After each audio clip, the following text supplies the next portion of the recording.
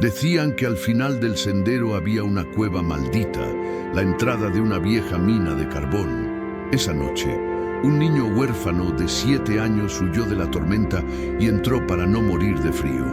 Lo que encontró en la oscuridad no era un fantasma, era la verdad escondida que cambiaría a toda la ciudad. El pueblo de San Pedro de las Minas era un lugar donde el tiempo se había detenido, no por capricho, sino por el peso de una historia que nadie quería desenterrar. Las casas de adobe y teja se aferraban a la ladera de la sierra como viejos magueyes, y el aire siempre olía a tierra mojada y a ese algo metálico que solo la cercanía de una veta mineral puede dejar. Pero más allá de la plaza central, con su kiosco descolorido y su iglesia de piedra, se extendía un sendero que nadie, ni el más valiente, se atrevía a recorrer después del anochecer. Llevaba a la boca de la vieja mina, un agujero negro en la montaña que, según las leyendas, estaba maldito. Ahí, en ese pueblo donde las sombras eran más largas que las verdades, vivía Tomás Vega, 7 años, pero con la mirada de quien ha visto más inviernos de los que su cuerpo debería soportar. Era un chamaco flaco, casi transparente, que se movía por las calles como un fantasma invisible para la mayoría. Su hogar era donde la noche lo agarrara, un portal, el rincón de un mercado ya cerrado, o bajo el alero de alguna casa deshabitada. Llevaba consigo una lata pequeña, abollada, su único tesoro, un botón de nácar que brillaba como luna, un trozo de cuerda que había sido de su padre, y una piedra lisa, pulida por el río, que guardaba el calor de su mano. Y siempre, siempre, un abrigo que le quedaba enorme, herencia de quién sabe quién, que lo envolvía como un capullo de oruga, prometiendo una transformación que nunca llegaba. Esa tarde, el cielo se puso de un color plomo que no auguraba nada bueno. El viento empezó a silbar entre los tejados, y las nubes, pesadas y oscuras, se abrieron de golpe. La lluvia cayó como si el cielo se hubiera roto, a cántaros, con una furia que helaba hasta los huesos. Tomás, que intentaba vender unos dulces que había conseguido, vio cómo la gente corría a refugiarse, cómo las puertas se cerraban una tras otra, dejándolo solo en la plaza, empapado y tiritando. El frío se le metía hasta los tuétanos, y el miedo, ese viejo compañero, le apretaba el pecho. Escuchó a 2 viejas, doña Elvira y otra comadre, mientras se apresuraban a cerrar sus ventanas. ¡Ay, Dios mío, qué tormenta! De esas que se llevan a los chamacos y se quedan afuera, dijo una. Y la otra, con un tono más grave, casi un susurro, que el viento arrastró hasta los oídos de Tomás, añadió: «Sí, comadre, si se queda afuera, se muere. Y si entra a la mina, tal vez también». La frase se le clavó a Tomás como una espina helada. Morir afuera, morir adentro. La elección parecía la misma, pero el instinto de supervivencia, esa chispa terca que se niega a apagarse, le dijo que había una diferencia. La lluvia no cedía. Era un diluvio que transformaba las calles de tierra en ríos de lodo. Tomás corrió, sus pequeños pies chapoteando en el agua fría, el abrigo empapado pesándole como una losa. Buscó refugio donde siempre, el portal de la panadería, pero estaba cerrado con candado. El granero de Don Chuy, pero los perros ladraron con una ferocidad que lo hizo retroceder. La iglesia, con sus puertas de madera maciza, parecía un faro de esperanza, pero al llegar encontró que también estaba cerrada a cal y canto. Ni siquiera la casa parroquial, donde el padre Ramiro solía dejar una luz encendida, ofrecía un resquicio. El pueblo entero se había encogido, se había cerrado sobre sí mismo, dejando a Tomás a la intemperie. No era maldad, no del todo. Era la indiferencia, esa cruel costumbre de no ver lo que no se quiere ver. Tomás era el huérfano, el nadie, el que no tenía dónde ir. Su existencia era un recordatorio incómodo de las tragedias que el pueblo prefería olvidar. La gente no lo odiaba, simplemente no lo registraba. Era como el aire o el polvo del camino. Estaba ahí, pero no importaba. Y en esa noche de tormenta, Esa indiferencia era tan letal como cualquier puñal. El frío se volvió insoportable. Sus labios estaban morados, sus manos entumecidas. El miedo a morir congelado era más real que cualquier monstruo de cuento. Fue entonces cuando la imagen de la cueva, la boca negra en la montaña, regresó a su mente. La leyenda decía que era el hogar de espíritus, de almas en pena de mineros que nunca encontraron la paz. Pero en ese momento, el miedo a los fantasmas era un lujo que no podía permitirse. El frío era un enemigo tangible y la cueva, por muy maldita que fuera, prometía un techo. Con cada paso, el lodo se hacía más espeso, la subida más empinada. El sendero que llevaba a la mina era apenas una cicatriz en la tierra, borrada por la lluvia y el tiempo. El viento aullaba y los árboles, retorcidos y viejos, parecían fantasmas danzando en la oscuridad. Finalmente, entre la bruma y la cortina de agua, la vio, la entrada de la mina. Un agujero oscuro, como una boca abierta en la roca, tragándose la luz que aún quedaba en el cielo. No había puerta. Solo la oscuridad impenetrable. Un escalofrío le recorrió la espalda, pero no era solo por el frío. Era la sensación de estar a punto de cruzar un umbral, de entrar a un lugar prohibido. Si me quedaba afuera, moría. Si entraba, tal vez también, pensó, repitiendo las palabras que había escuchado. Pero al menos, adentro, habría un respiro del viento y la lluvia. Con un último aliento, apretando su lata de tesoros contra el pecho, Tomás Vega se adentró en la oscuridad. Nadie lo vio salir de la plaza, y nadie lo vio entrar a la boca de la mina. Para el pueblo, Tomás simplemente había desaparecido en la tormenta. El aire dentro de la mina era denso, pesado, con un olor a humedad, a tierra mojada y a ese carbón viejo que se adhiere a todo. El eco de sus propios pasos pequeños y temblorosos se multiplicaba en la oscuridad, creando una sinfonía de susurros que le erizaban la piel. El goteo constante del agua, filtrándose por las grietas del techo, era el único sonido que rompía el silencio sepulcral. Un tic-tac macabro que marcaba el tiempo en ese lugar olvidado. Tomás avanzaba a tientas, con las manos extendidas, sintiendo la roca fría y húmeda contra sus dedos. El abrigo, aunque empapado, al menos lo protegía del viento helado de afuera. Sus ojos, acostumbrados a la penumbra de las noches sin luna, empezaron a distinguir algunas formas. El suelo era irregular, cubierto de escombros y de lo que parecían ser viejos durmientes de madera, podridos por el tiempo. A los lados, las paredes de la mina estaban reforzadas con vigas de madera, algunas rotas, otras cubiertas de telarañas y moho. Más adelante, el camino se abría un poco, y Tomás pudo ver los restos de un viejo riel, oxidado y cubierto de polvo, que se perdía en la oscuridad. Era el esqueleto de lo que alguna vez fue una arteria vital para el pueblo. Había señales, si uno sabía dónde buscar. Un pico oxidado, abandonado en un rincón, con el mango carcomido. Un trozo de tela, áspera y sucia, enganchada en una viga. Y luego, las marcas. En el suelo, entre el lodo y los escombros, Tomás notó unas hendiduras profundas, como si algo pesado hubiera sido arrastrado. No eran marcas de animales, ni de la lluvia. Eran más grandes, más uniformes. Una sensación extraña, una mezcla de curiosidad y miedo, le apretó el estómago. Este lugar no era solo un agujero, era un lugar con historia, con secretos. De repente, un sonido. No era el goteo del agua, ni el eco de sus pasos. Era un tin, tin, metálico, rítmico, que venía de más adentro. Un sonido que parecía cortar el silencio, como una gota de agua cayendo sobre una lámina de metal. Tomás se detuvo en seco, el corazón latiéndole como un tambor desbocado. ¿Un fantasma? ¿Un animal? El miedo, ese que había logrado contener, regresó con fuerza. Quiso correr, pero sus piernas no respondían.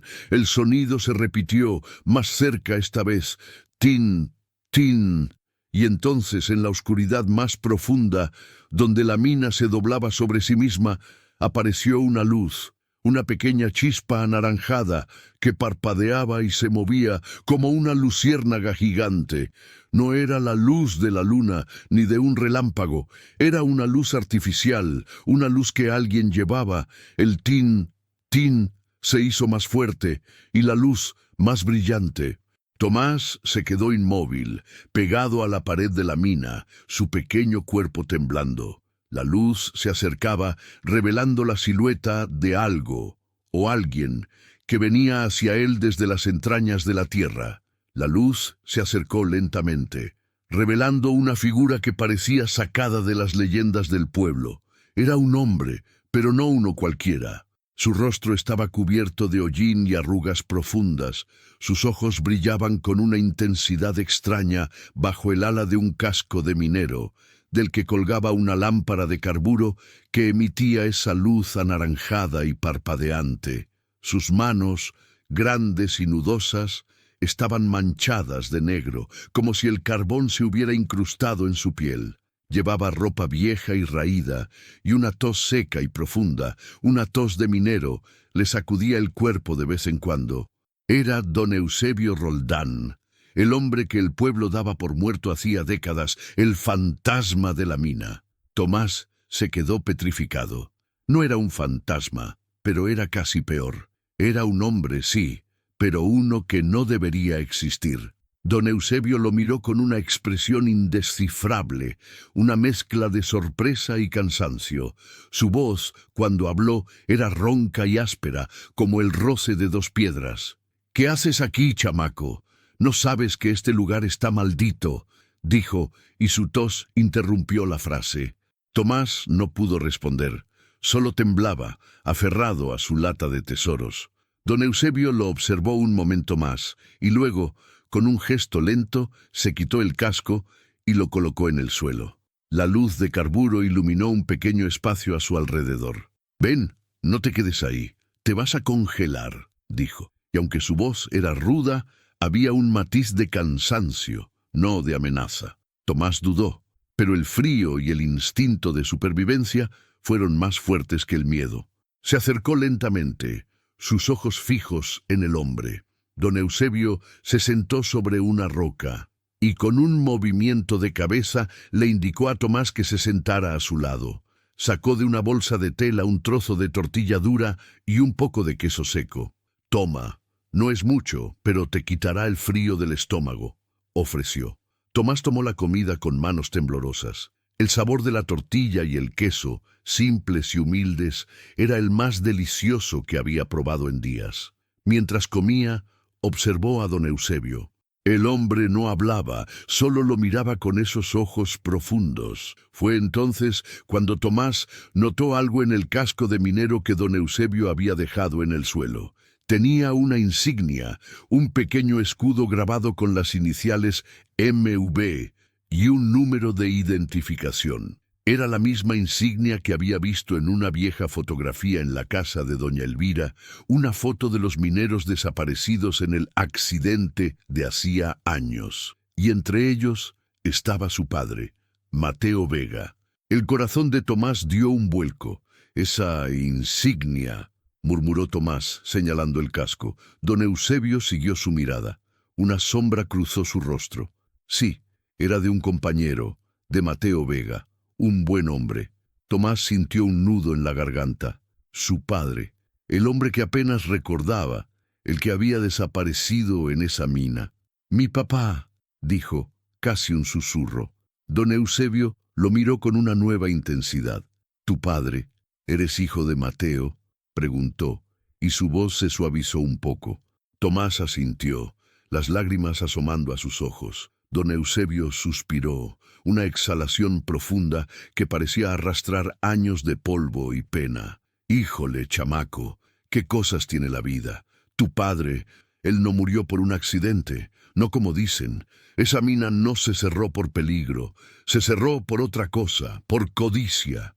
La última palabra resonó en la oscuridad, cargada de un peso que Tomás no entendía del todo, pero que sentía en lo más profundo de su ser. La verdad, una verdad amarga y oculta, empezaba a asomarse en las profundidades de la mina.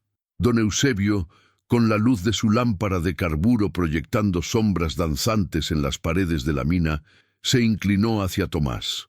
Su voz, aunque áspera, tenía ahora un tono de confidencia, como si estuviera compartiendo un secreto ancestral. «Mira, chamaco, dicen que esta mina era de carbón, ¿verdad? Y sí, lo fue. Pero no fue el carbón lo que la cerró, fue esto».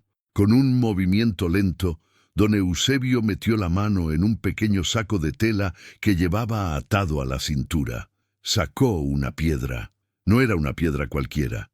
Era de un negro profundo, más oscuro que el carbón, y cuando la luz de la lámpara la tocó, brilló con destellos metálicos como si tuviera estrellas atrapadas dentro.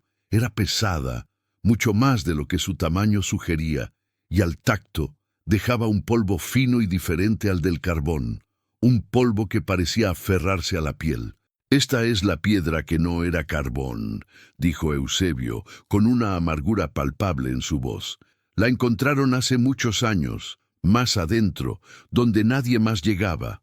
No es carbón, mijo, es algo mucho más valioso, algo que hizo que la gente se volviera loca de ambición». Tomás tomó la piedra con curiosidad. Era hermosa y extraña a la vez. Sentía una energía fría y densa en sus manos. «¿Qué es?», preguntó, su voz apenas un susurro. Don Eusebio negó con la cabeza. «El nombre no importa ahora. Lo que importa es lo que hizo. Hizo que los hombres se olvidaran de Dios, de la familia, de todo. Hizo que tu padre, que muchos como él, desaparecieran». Empezó a contar, no con un discurso largo, sino con fragmentos de memoria, como si estuviera desenterrando pedazos de su propia alma. Habló de cómo la piedra había sido descubierta, de cómo al principio fue un secreto entre unos pocos, de cómo la codicia creció como una mala hierba. Mencionó nombres susurrados en la oscuridad, nombres de gente que había prometido fortunas, de otros que habían desaparecido sin dejar rastro. No era una explicación científica, sino una historia de traición y avaricia, contada con la sabiduría de quien ha vivido el infierno. Tu padre, Mateo, era un hombre honesto, demasiado honesto para este mundo. Él descubrió que no solo estaban sacando la piedra a escondidas, sino que estaban engañando a todos, al pueblo, al gobierno. Quiso denunciarlo, y por eso lo silenciaron. La verdad, cruda y dolorosa, se abría paso en la mente de Tomás. Su padre no había muerto en un accidente, había sido asesinado. La mina no era solo un lugar de trabajo, sino una tumba de secretos. Don Eusebio tosió, una tos profunda que le sacudió el cuerpo. Pero no solo lo silenciaron a él, silenciaron a muchos, y para que nadie hablara, para que la verdad se quedara enterrada, hicieron un pacto de silencio que ha durado años. Y para que nadie sospechara, para que la gente creyera en la maldición de la mina, quemaron los registros, todos los registros de quién trabajaba aquí, de qué se sacaba, de quién lo compraba. ¿Todos?, preguntó Tomás, sintiendo un escalofrío. «Casi todos», corrigió Eusebio, con una sonrisa amarga. «Pero yo sabía que algún día alguien tendría que saber la verdad, y guardé esto». Con cuidado, don Eusebio sacó de otro compartimento de su bolsa un objeto envuelto en un trapo viejo. Lo desenvolvió con reverencia. Era un libro pequeño, de tapas de cuero gastado, con páginas amarillentas, un libro de registros. «Este es el libro de los mineros. Aquí está quién entró, quién salió, qué se sacó, y lo más importante, quién lo ordenó. Lo escondí, lo guardé como mi propia vida, esperando el momento». Don Eusebio abrió el libro con manos temblorosas. Las páginas estaban llenas de nombres, fechas y anotaciones en una caligrafía apretada. Pasó las páginas lentamente hasta que se detuvo en una entrada. Con su dedo manchado de carbón señaló un nombre. Tomás se inclinó, sus ojos fijos en la página, y ahí, escrito con tinta descolorida, vio el apellido que conocía tan bien, el apellido que era suyo, Vega, y junto a él el nombre de su padre, Mateo. No solo estaba su nombre, sino una anotación al lado, una fecha y una palabra que apenas podía descifrar: desaparecido. Pero debajo, en una letra más pequeña, casi ilegible, había otra anotación, un símbolo que parecía una advertencia. La verdad de su padre, la verdad de la mina, estaba ahí, en ese libro, y Tomás, el niño invisible, acababa de encontrarla. Mientras Tomás y don Eusebio se refugiaban en las profundidades de la mina, el pueblo de San Pedro de las Minas empezaba a despertar a una nueva preocupación. La tormenta había amainado, dejando un cielo lavado y un aire fresco, pero también la inquietante ausencia de Tomás. Inés Duarte, la enfermera del pueblo, una mujer de manos firmes y corazón noble, fue la primera en notar que el chamaco no había aparecido por su puesto habitual en la plaza. Inés, que había perdido a su propio padre en la tragedia de la mina años atrás, tenía un ojo especial para los desamparados, y Tomás, con su silencio y su mirada triste, siempre le había conmovido. ¿Alguien ha visto a Tomás?, preguntó Inés en la panadería mientras compraba el pan de la mañana. La gente se encogió de hombros, algunos con una mirada de lástima, otros con la indiferencia de siempre. «Seguro se fue con la tormenta», dijo alguien. «O se metió en algún lío», comentó otro. Pero Inés sentía un nudo en el estómago. Tomás no era de los que desaparecían sin más. La noticia de la desaparición del niño empezó a correr como reguero de pólvora. Al principio era solo preocupación, pero pronto el miedo se mezcló con la rabia. La gente empezó a recordar las viejas leyendas, los cuentos de la mina maldita. «Seguro se metió a la cueva», exclamó doña Elvira, la misma que había advertido a Tomás la noche anterior. «Esa mina se traga a la gente, se los dije. Ahora va a traer la desgracia al pueblo». El pánico empezó a cundir. No por Tomás en sí, sino por lo que su desaparición en la mina podría significar. Era como si la vieja herida del pueblo, la que todos intentaban ignorar, se hubiera reabierto. La gente empezó a agruparse en la plaza, susurrando, señalando hacia la montaña. Fue entonces cuando apareció Gael Navarro, el guardabosques. Un hombre de 40 y tantos, con botas pesadas y una linterna potente colgada del cinturón. Gael era un hombre de orden, de reglas, y su trabajo era mantener la seguridad en los alrededores del pueblo. «¿Qué pasa aquí? ¿Por qué tanto alboroto?», preguntó con su voz grave. Inés se acercó a él con la preocupación grabada en el rostro. «Es Tomás, Gael, el niño huérfano. Nadie lo ha visto desde anoche, y la gente dice que pudo haberse metido a la mina». Gael frunció el ceño. La mina era un tema delicado. Oficialmente estaba cerrada y sellada por seguridad, pero las leyendas persistían. «Nadie puede entrar a esa mina. Está prohibido. Si el niño se metió, es un peligro. Hay que buscarlo». Pero antes de que Gael pudiera organizar una partida de búsqueda, apareció el alcalde Bruno Salvatierra, un hombre de 50 y tantos, con un traje impecable a pesar de la hora temprana, y una sonrisa forzada que no llegaba a sus ojos. El alcalde Salvatierra era la autoridad, el pilar del pueblo, el que siempre tenía la última palabra. «¿Qué es todo este escándalo?», dijo el alcalde con un tono de fastidio. «Alcalde, es el niño Tomás. Desapareció. Y la gente cree que está en la mina», explicó Inés. El alcalde Salvatierra palideció ligeramente, una reacción que no pasó desapercibida para Inés. Se recompuso rápidamente, su sonrisa volviendo a su lugar. «Tonterías. Esa mina está sellada. Esas son viejas supersticiones. El niño seguro se fue a otro pueblo o se escondió en algún lado. No hay que alarmar a la gente con cuentos de fantasmas». Pero la gente no estaba convencida. El murmullo crecía. «Alcalde, con todo respeto, el niño no tiene a dónde ir. Y la tormenta de anoche», empezó Gael. El alcalde lo interrumpió con un gesto autoritario. «He dicho que no. Esa mina es peligrosa y no vamos a arriesgar a más gente por un niño que seguramente aparecerá. Además, no queremos que se revivan viejas historias. Eso solo trae problemas. Nadie entra a esa zona. «Es una orden». La voz del alcalde resonó en la plaza, silenciando a la multitud. Su mirada, fría y calculadora, se posó en Inés y Gael, una advertencia clara. La orden era tajante, la mina era intocable, y en esa prohibición Inés sintió que había algo más que simple preocupación por la seguridad. Había un secreto, un pacto de silencio que el alcalde estaba decidido a mantener. El alcalde Bruno Salvatierra regresó a su oficina, la sonrisa forzada desvaneciéndose de su rostro tan pronto como la puerta se cerró. Su corazón latía con una mezcla de irritación y un miedo frío que se le instalaba en el estómago. La desaparición de ese mocoso Tomás y la insistencia de la gente en que se había metido a la mina era lo último que necesitaba. Esa mina era un polvorín, un nido de secretos que él y su familia habían trabajado arduamente para mantener enterrados. Se sirvió un trago de tequila, el líquido quemándole la garganta.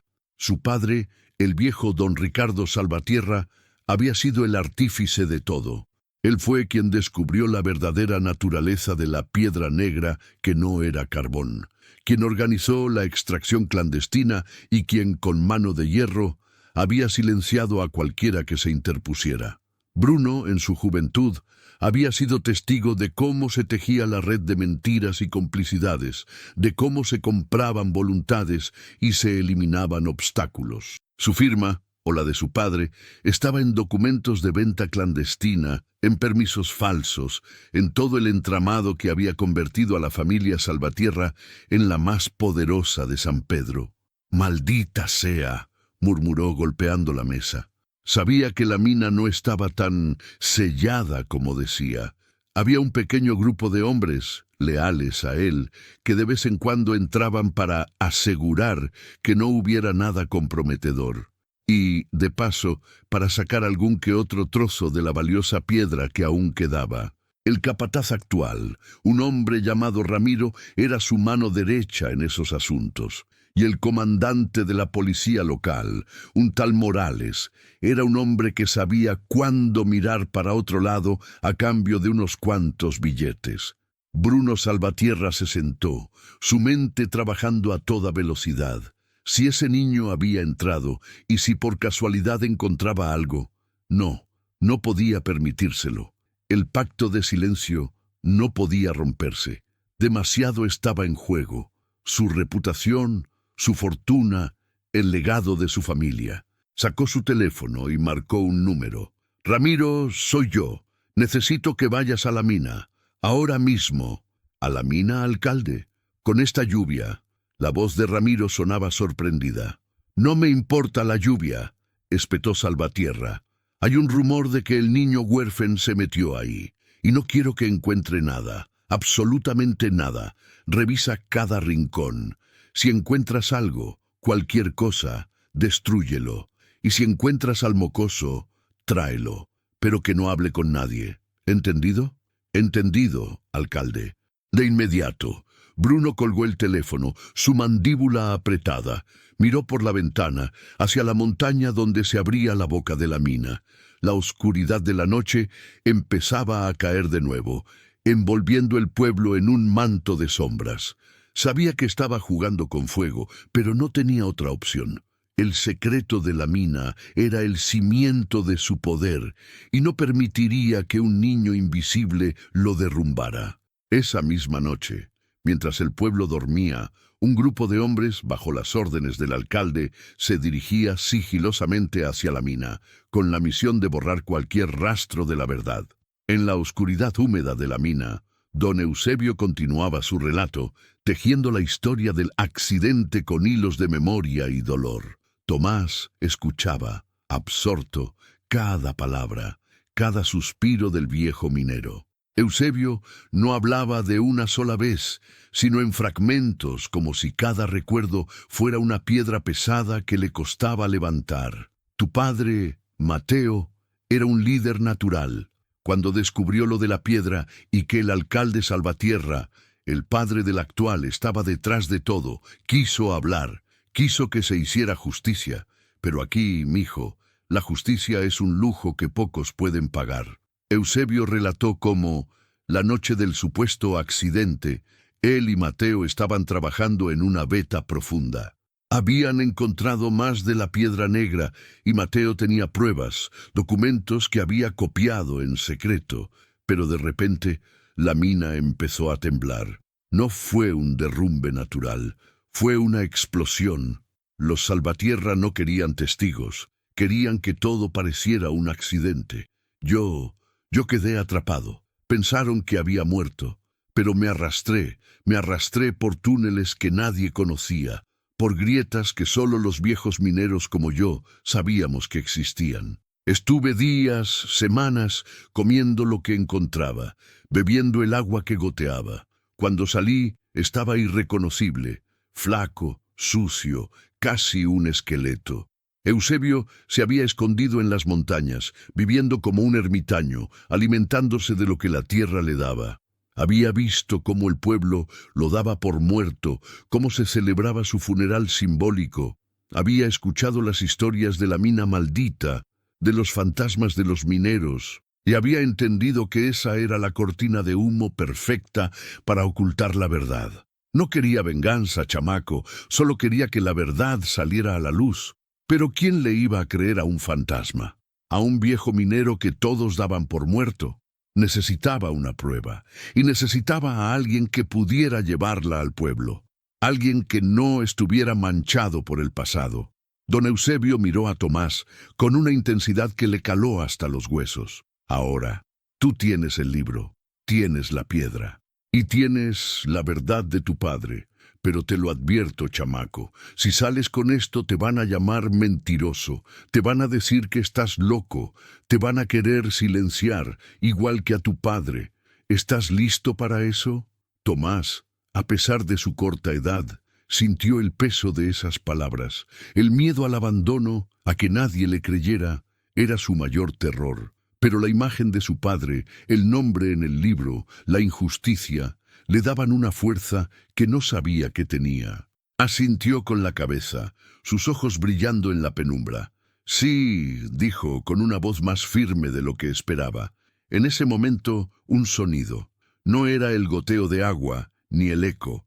Eran pasos, pasos de botas pesadas que se acercaban desde la entrada principal de la mina, y voces, susurros que se filtraban por los túneles. «¡Escucha!», dijo Eusebio, su rostro endureciéndose.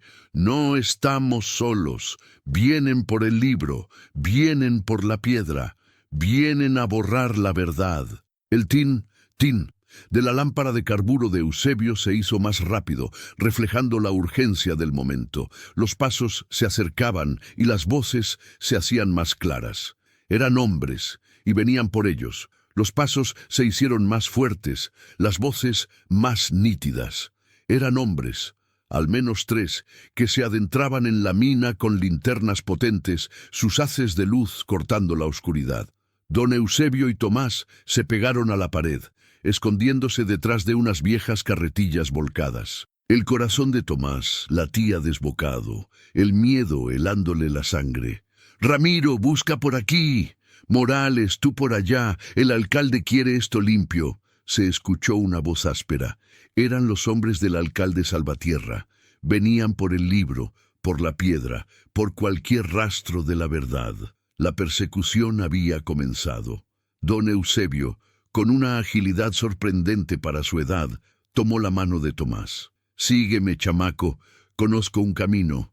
Se adentraron en un túnel lateral, estrecho y oscuro, que Tomás no había notado antes. Era un pasadizo secreto, conocido solo por los mineros más viejos. Los hombres del alcalde pasaron de largo, sus linternas iluminando el túnel principal, sin sospechar que sus presas se habían desviado. El túnel era un laberinto de roca y tierra. Eusebio avanzaba con paso seguro, guiado por la memoria de años. Tomás lo seguía de cerca, tropezando a veces, pero aferrándose a la mano del viejo minero como a un salvavidas. El aire se hacía más denso, el olor a humedad más intenso. Escuchaban los gritos de los hombres, cada vez más lejanos, pero sabían que no podían detenerse. De repente, el túnel se estrechó aún más. Había una pila de rocas que bloqueaba el paso. «¡Maldita sea!», murmuró Eusebio. Esto no estaba así. Los pasos de los perseguidores se acercaban de nuevo. Habían descubierto el desvío. «¡Por aquí! ¡Los escuché!», gritó una voz. Tomás miró a Eusebio, sus ojos llenos de pánico. El viejo minero evaluó la situación. No había tiempo. «Chamaco, ¿ves esa grieta?», señaló una abertura apenas visible en la pared de roca. «Es pequeña, pero tú cabes, yo no». Tomás miró la grieta. Era diminuta, apenas un hueco. «Pero, ¿y usted? Yo los distraeré. Tú corre, corre y no mires atrás. Lleva el libro, lleva la piedra. La verdad es más importante que un viejo como yo». El corazón de Tomás se encogió. No quería dejar a Eusebio, pero sabía que el viejo tenía razón. La verdad, la de su padre, la del pueblo, dependía de él. «¡Toma!». Eusebio le entregó el libro y la piedra envueltos en un trapo a Tomás. «No los pierdas y no confíes en nadie hasta que la verdad esté a salvo». Los hombres estaban a punto de llegar. Sus linternas ya iluminaban el final del túnel. «Ahora, chamaco, corre», ordenó Eusebio, empujando a Tomás hacia la grieta. Tomás, con un nudo en la garganta, se apretó por la estrecha abertura. La roca raspaba su piel, pero no se detuvo. Escuchó los gritos de los hombres, el forcejeo, la tos de Eusebio, pero siguió adelante, arrastrándose por la oscuridad. Finalmente, la grieta se abrió a un espacio más amplio. Era otro túnel, más pequeño, que ascendía. Siguió subiendo, sintiendo el aire fresco en su rostro. De repente, vio una luz. No la luz de una lámpara, sino la luz pálida del amanecer. Había una salida. Una pequeña abertura camuflada entre la vegetación, una salida secundaria que daba al bosque, lejos de la entrada principal de la mina.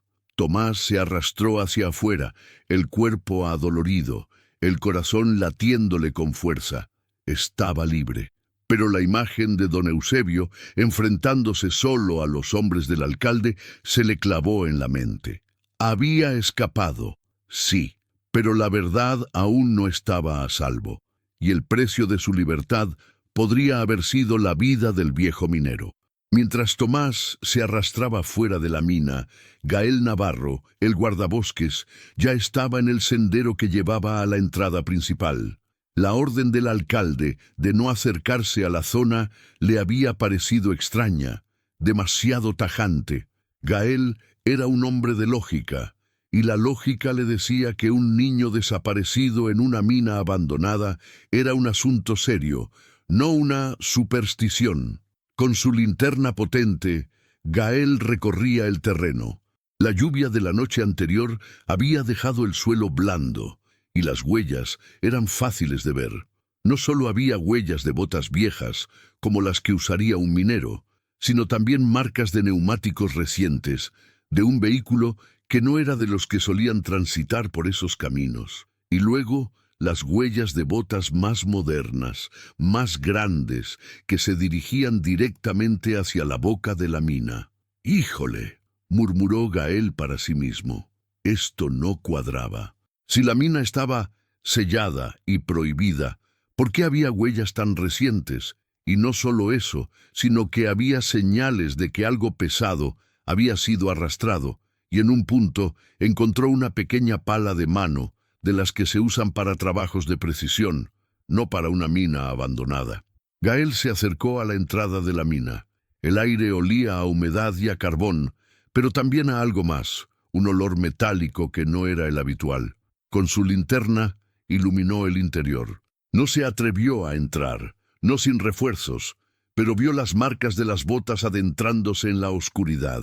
Mientras tanto, en el pueblo, Inés Duarte no se había quedado quieta. La prohibición del alcalde la había indignado. Había perdido a su padre en esa mina, y sabía que el silencio solo servía para encubrir la injusticia. Empezó a hablar con la gente, a preguntar, a recordarles que Tomás era un niño, no un fantasma. «No es una leyenda si alguien sangró por ella», dijo Inés a un grupo de mujeres en la plaza, su voz firme y llena de convicción. «Mi padre murió ahí, y ahora un niño está desaparecido. No podemos quedarnos de brazos cruzados». Su determinación empezó a contagiar a algunos. La gente que al principio había temido la ira del alcalde empezó a sentir que la indignación era más fuerte que el miedo. Gael, al salir de la zona de la mina, se encontró con Inés en el camino. «Inés, esto no me gusta nada», dijo Gael, su rostro serio. «Hay huellas frescas en la mina, y no son de un niño, son de hombres, y de un vehículo. Alguien ha estado entrando ahí». Inés lo miró, sus ojos llenos de una mezcla de miedo y confirmación. Lo sabía. El alcalde está ocultando algo, siempre lo ha hecho. Gael asintió. Se agachó y recogió algo del suelo. Era un pequeño saco de tela, de los que usan los mineros, pero estaba roto. Y de su interior se había derramado un polvo negro, brillante, diferente al carbón. Gael lo frotó entre sus dedos. Era el mismo polvo que había visto en algunas rocas cerca de la entrada. «Mira esto», dijo, mostrándoselo a Inés. «Esto no es carbón. Es otra cosa, y si esto es verdad, alguien sigue entrando a la mina, y no es para buscar al niño». La implicación era clara. El alcalde no solo estaba encubriendo un secreto del pasado, sino que estaba involucrado en algo que seguía ocurriendo en el presente. La verdad, que había estado enterrada por años, empezaba a salir a la luz, grano a grano, polvo a polvo. Y Gael, el hombre de orden, se dio cuenta de que su lealtad no era al alcalde, sino a la justicia. Tomás y don Eusebio, con el libro y la piedra como su única esperanza, emprendieron el difícil camino de regreso al pueblo. La lluvia había cesado, pero el bosque estaba empapado. El suelo resbaladizo y el aire frío. Tomás, con el cuerpo adolorido por la huida en la mina, sentía el peso del libro y la piedra, envueltos en el trapo, como una carga sagrada. «Tenemos que llegar al pueblo, chamaco», dijo Eusebio, su voz ronca por la tos y el esfuerzo. «Pero con cuidado, los hombres del alcalde nos estarán buscando». Y así fue. Apenas habían avanzado unos kilómetros cuando escucharon ladridos de perros a lo lejos. Los hombres del alcalde habían organizado una partida de búsqueda y no solo buscaban al niño, sino también a Eusebio, el testigo incómodo. «¡Aguas!», advirtió Eusebio. «¡Se acercan!». Se escondieron entre la densa vegetación, el corazón de Tomás latiéndole con fuerza. Los perros pasaron cerca, sus ladridos resonando en el bosque, pero no los detectaron. Sin embargo, el incidente les hizo darse cuenta de la magnitud del peligro. No podían simplemente caminar de regreso al pueblo. El camino se hizo más arduo. El frío de la noche se les metía en los huesos y el hambre les apretaba el estómago. Tomás, exhausto, tropezó en un momento y el trapo con el libro y la piedra se le resbaló de las manos, cayendo en un charco de lodo. «¡No!», gritó Tomás, el pánico en su voz. Se lanzó al lodo, recuperando el paquete. El trapo estaba sucio, pero el libro y la piedra, por fortuna, estaban intactos. Eusebio lo ayudó a levantarse, su rostro grave. «Casi lo pierdes, chamaco. Esto es más valioso que tu propia vida, ¿entiendes? Es la verdad».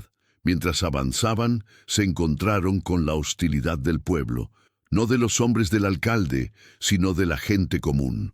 Algunos campesinos que los vieron en el camino los miraron con desconfianza, con miedo. Las leyendas de la mina maldita de los fantasmas habían calado hondo. Para ellos, Eusebio era un espectro, y Tomás, un niño que se había metido en problemas por desobedecer. «Váyanse de aquí, viejos, no queremos problemas», les gritó un campesino blandiendo un palo. La gente no quería la verdad. Preferían la comodidad de la mentira, la seguridad de la ignorancia, el miedo a lo desconocido, a lo que la verdad podría desenterrar. Era más fuerte que la compasión.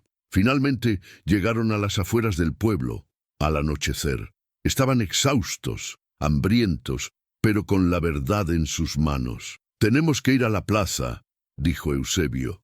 «Ahí es donde la gente se reúne. Ahí es donde la verdad tiene que salir a la luz». Pero justo cuando se disponían a entrar al pueblo, una camioneta negra, sin luces, se detuvo bruscamente frente a ellos. De ella bajaron Ramiro y otros 2 hombres, los mismos que habían estado en la mina. «¡Ahí están los malditos!», gritó Ramiro. Eusebio empujó a Tomás hacia unos arbustos. «¡Corre, chamaco! ¡Corre y no te detengas! Lleva el libro a Inés. Ella te creerá». Tomás dudó, pero Eusebio lo miró con una determinación férrea. «Vete, yo los distraigo». Los hombres se abalanzaron sobre Eusebio. El viejo minero, a pesar de su edad y su tos, se defendió con la ferocidad de un animal acorralado. Tomás vio cómo lo golpeaban, cómo intentaban arrebatarle algo. El corazón se le partió. Quiso ayudar, pero sabía que no podía. La verdad dependía de él. Con lágrimas en los ojos, Tomás corrió, aferrando el libro y la piedra contra su pecho, dejando atrás a don Eusebio, el guardián de la verdad, que era capturado para silenciarlo. La plaza de San Pedro de las Minas estaba abarrotada. La noticia de la desaparición de Tomás y ahora el rumor de que don Eusebio, el fantasma de la mina, había sido visto, había encendido la mecha. La gente murmuraba, discutía, susurrando viejas leyendas y nuevas sospechas.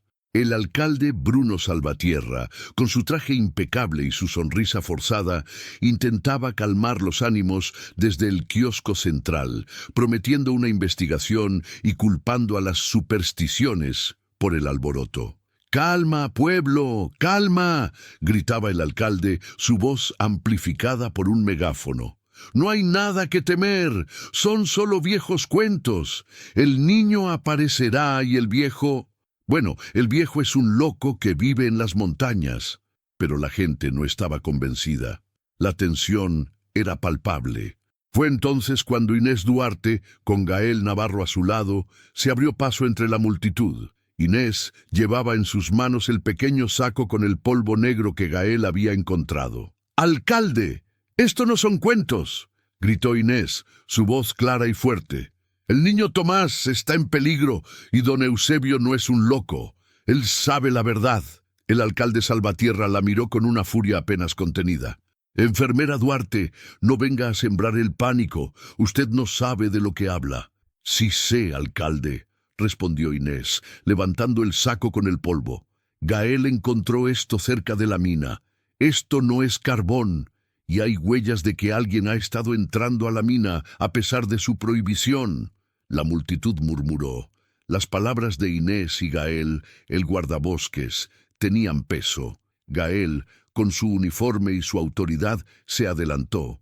«Alcalde, con todo respeto, las pruebas son claras. Hay actividad reciente en la mina, y no es para buscar al niño». El alcalde Salvatierra sintió el pánico. La situación se le estaba yendo de las manos. Necesitaba un chivo expiatorio, una distracción. «¡Esto es una conspiración!», gritó el alcalde. «Están intentando desestabilizar el pueblo, y todo por un niño que se metió donde no debía». En ese preciso instante, un pequeño cuerpo se abrió paso entre la multitud, corriendo hacia el kiosco. Era Tomás, sucio, despeinado, con el abrigo rasgado, pero con una determinación férrea en sus ojos. Llevaba el libro de registros de don Eusebio envuelto en el trapo, apretado contra su pecho. «¡Mi papá!», gritó Tomás, su voz pequeña pero llena de fuerza. «Mi papá no murió en un accidente, lo mataron y el alcalde lo sabe». La plaza enmudeció. Todos los ojos se posaron en el niño. El alcalde Salvatierra palideció, su sonrisa desvaneciéndose por completo. «Ese niño está delirando», gritó el alcalde intentando recuperar el control. «Está inventando historias. Seguro el viejo loco le llenó la cabeza de tonterías. Comandante Morales, arreste a ese niño por alterar el orden público y quítele ese trapo». El comandante Morales, el policía comprado, se acercó a Tomás, pero Inés se interpuso, protegiendo al niño con su propio cuerpo. «¡No! ¡No lo toque!», dijo Inés, su voz temblorosa pero firme. «Él tiene la verdad». Tomás, con la ayuda de Inés, desenvolvió el libro. Con sus pequeños dedos abrió la página donde estaba el nombre de su padre. «Aquí está, mi papá, Mateo Vega, y aquí dice que no fue un accidente, y aquí está el nombre de quien lo hizo». La multitud se acercó intentando ver el libro. El alcalde Salvatierra, desesperado, intentó arrebatar el libro de las manos de Tomás. «¡Dame eso, mocoso! ¡Son mentiras!». Pero Gael Navarro, con un movimiento rápido, se interpuso entre el alcalde y Tomás. «¡Alto, alcalde! ¡No puede hacer eso! El niño tiene derecho a hablar, y yo tengo pruebas de que usted está mintiendo». La plaza se convirtió en un caos de gritos y empujones. La verdad, contenida por años, estaba a punto de estallar. El alcalde Salvatierra, acorralado, sabía que su reinado de mentiras estaba llegando a su fin. La plaza era un hervidero de emociones. Gritos, empujones, el murmullo de la multitud que se convertía en un rugido. El alcalde Bruno Salvatierra, con el rostro descompuesto, intentaba desesperadamente arrebatar el libro de las manos de Tomás, pero Inés y Gael lo protegían con sus cuerpos. «¡Son mentiras, puras mentiras!», vociferaba el alcalde, su voz estridente. «Este niño está manipulado. El viejo Eusebio es un fantasma, un loco. No le crean». Pero ya era tarde. Tomás, con la ayuda de Inés, logró abrir el libro y señalar el nombre de su padre, Mateo Vega, y las anotaciones que don Eusebio le había mostrado. «Aquí está», gritó Inés, su voz resonando con autoridad. «El nombre de Mateo Vega. Y aquí la fecha del supuesto accidente y la palabra silenciado. Y aquí la firma del padre del alcalde, don Ricardo Salvatierra, autorizando la extracción de la piedra negra en secreto». La multitud se quedó en silencio, un silencio atónito. La revelación era un golpe directo al corazón del pueblo. El nombre del respetado don Ricardo Salvatierra, el fundador de la dinastía política del pueblo, estaba manchado. Gael Navarro, con el saco del polvo negro en la mano, se adelantó. «Y no solo eso, encontré esto en la mina. Esto no es carbón, es un mineral valioso que se sigue extrayendo clandestinamente. Y tengo pruebas de que los hombres del alcalde han estado entrando a la mina, borrando evidencias». En ese momento, un grito se escuchó desde la orilla de la plaza. Era doña Elvira, la vieja que había esparcido las leyendas. «Es verdad», gritó con lágrimas en los ojos. «Mi hijo también desapareció, y yo siempre supe que no fue un fantasma. Fue el alcalde, fue su padre, ellos nos mintieron». La confesión de doña Elvira fue la chispa que encendió la pradera. La gente, que había vivido con el miedo y la culpa por años, estalló en una mezcla de rabia y dolor. Las viejas heridas se abrieron y el pacto de silencio se hizo añicos. El alcalde Salvatierra, viendo que todo se derrumbaba, intentó huir. Empujó a la gente, buscando una salida. Pero la multitud, enfurecida, lo acorraló. El comandante Morales, el policía comprado, viendo que el barco se hundía, se puso del lado de la gente. «Alcalde, está arrestado», dijo Morales, con una voz que no era la de un subordinado, sino la de un hombre que recuperaba su dignidad. En medio del caos se escuchó un estruendo. Un sonido sordo como un trueno lejano venía de la montaña. La mina, la vieja mina, como si no pudiera soportar más el peso de las mentiras, había colapsado, un derrumbe simbólico que sellaba para siempre los túneles de la codicia y la traición. El alcalde Salvatierra, con el rostro cubierto de sudor y lágrimas, fue arrastrado por la multitud.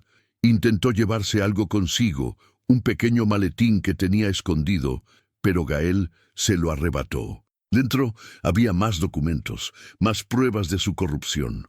La verdad había salido a la luz, no por un fantasma, sino por un niño invisible, un viejo minero y la valentía de unos pocos. El pueblo de San Pedro de las Minas nunca volvería a ser el mismo.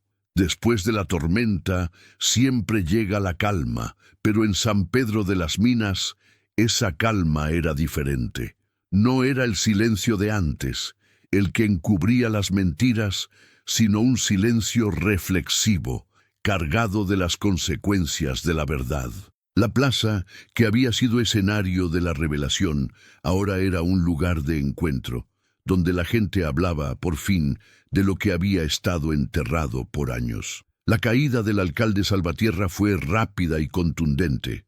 La investigación reveló la magnitud de la corrupción, la red de complicidades que había mantenido el secreto de la Piedra Negra y la muerte de tantos mineros, incluido Mateo Vega, el padre de Tomás. Los cómplices, como Ramiro y otros, fueron arrestados. El pueblo, dividido al principio entre la incredulidad y la rabia, empezó a sanar, a llorar a sus muertos con una dignidad que antes les había sido negada. El viejo dolor, el luto silenciado, resurgió, pero esta vez para ser reconocido y honrado. Don Eusebio Roldán, el fantasma de la mina, fue encontrado. Estaba herido, pero vivo. Su testimonio fue crucial para la investigación. El pueblo, que lo había temido y evitado, ahora lo veía como un héroe, el guardián de la verdad. Eusebio, con su tos de minero y sus manos manchadas, finalmente encontró la paz. No buscaba venganza, solo revelación, y la había conseguido. Algunos dicen que se quedó en el pueblo, viviendo en una pequeña casa que le ofrecieron, contando historias a los niños. Otros que regresó a las montañas, a la soledad que había sido su hogar por tantos años, pero esta vez con el alma en paz. Tomás, el niño invisible, ya no lo era. Su valentía había desenterrado una verdad que cambió a todo el pueblo. Inés Duarte, la enfermera de corazón noble, lo tomó bajo su cuidado. No fue una adopción formal, sino un acto de amor y responsabilidad comunitaria. Tomás encontró un hogar, un lugar donde pertenecer, donde ser protegido. Inés le enseñó a leer y escribir, a entender el valor de la justicia y la importancia de la memoria. La lata con sus 3 tesoros, el botón, la cuerda y la piedra, seguía siendo su posesión más preciada, pero ahora tenía un nuevo tesoro, una familia y un futuro. La entrada de la mina, la boca que había tragado tantas vidas y tantos secretos, fue sellada, esta vez no por un pacto de silencio, sino por la decisión del pueblo, como un monumento a la verdad y a la memoria de los que cayeron. Ya no era la cueva maldita, sino el recordatorio de que la codicia puede corromper, pero la verdad, por más enterrada que esté, siempre encuentra la manera de salir a la luz. El pueblo de San Pedro de las Minas cambió. Aprendió que las leyendas a veces son solo cortinas de humo para ocultar verdades humanas, y que la indiferencia puede ser tan destructiva como la maldad. La gente empezó a mirarse a los ojos, a reconocerse, a construir una comunidad basada en la honestidad y la solidaridad. Y todo porque un niño huérfano que solo buscaba sobrevivir a una tormenta entró a una cueva maldita y descubrió la verdad escondida que cambió toda la ciudad. La ciudad nunca volvió a ser igual, porque un niño necesitó sobrevivir y al hacerlo le dio voz a los que habían sido silenciados. Deja tu like y ayúdame a llevar esta historia a más corazones, para no perderte más historias que transforman. Suscríbete al canal.